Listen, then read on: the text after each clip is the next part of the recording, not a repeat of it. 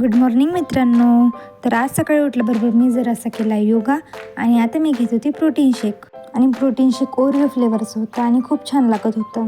आणि त्यानंतर आला शील बलून उडवायचं घेऊन. आणि मग क्षितिज, शील आणि मी आम्ही तिघं पण वर आलो आणि बलून उडवत बसलो. आणि मग आईने बोलवलं मला वडे खायला. मस्त ताकासोबत वडे खाल्ले आणि चहा पिला.